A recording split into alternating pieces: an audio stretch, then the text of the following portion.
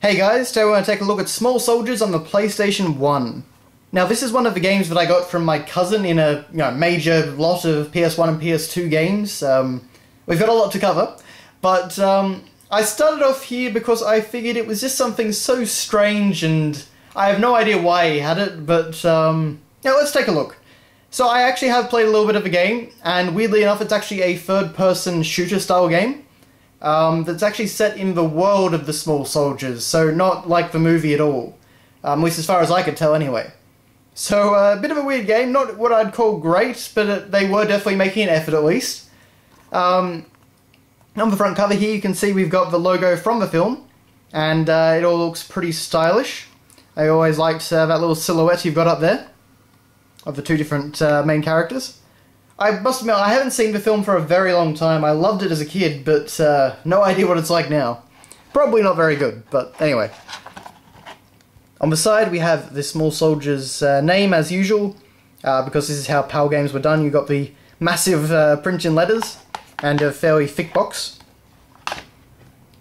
So, it's Full-Scale Assault, Gorgonite versus Commando. And the way it seemed to be structured is that you played as the Gorgonites in single player and the Commandos in multiplayer, which is a bit weird, but anyway.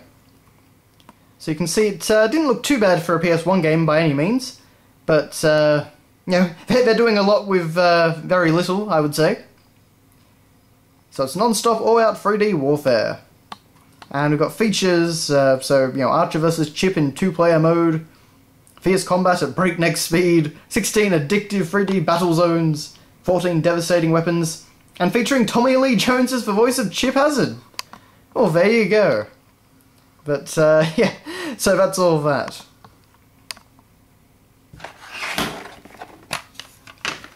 Okay, so before we get to the manual, we have, of course, the disc here, which has the Gorgonite guy. So, what, he was Archer, wasn't he? Over here. And that all looks pretty nice. This is actually made by DreamWorks Interactive. And I believe DreamWorks at the time were kind of publishing a few things on the PS1. I can't remember any examples, but I know I've seen that logo before on some, PS1 games. But moving on. We have actually what is a pretty cool looking manual front cover. It's not just the same as the game's cover. We've got really nice colour palette here, and it just all looks very cool, I would say. Of course, though, inside it's all black and white, so nothing too exciting. We get the controls on a PS1 controller. Boy, you don't see many of them without analog sticks anymore, do you? But this was obviously a fairly early one. Basic movements again, let the battle begin. So we actually do get a story. Oh no, we don't actually, sorry, we just get a reprint of what's on the back of here. That's a little bit odd, to be honest, but anyway, I guess they were trying to fill up the pages. So, playing the game. In Small Soldiers, you are Archer, leader of the mighty Gorgonites. The Commandos have invaded your worlds and are looting its resources to drive their massive war effort. It's up to you to rally your allies and take on the enemy. So, 20 levels, there you go. 14 in single-player games and 6 in 2-player mode.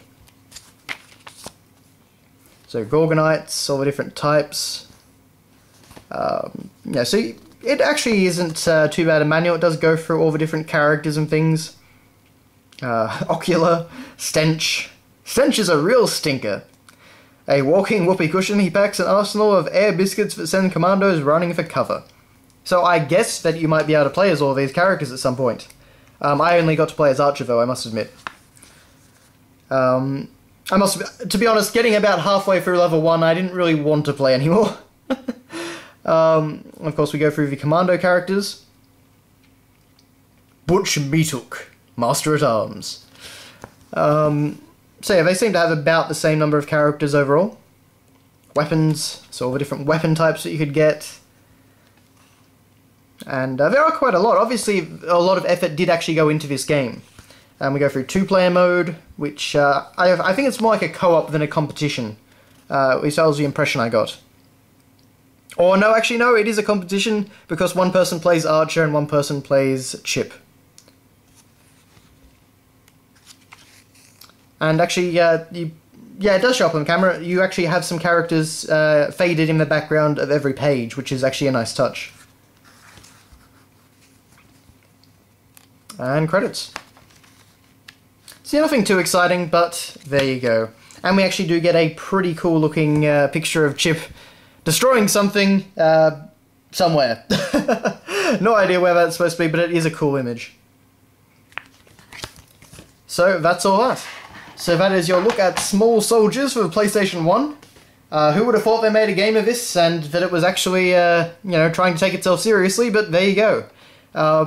Definitely not a... I played much worse on PS1 in terms of licensed games, but I can't say that I was having a lot of fun with it when I tried it. But anyway, thank you all for watching, and I'll see you next time.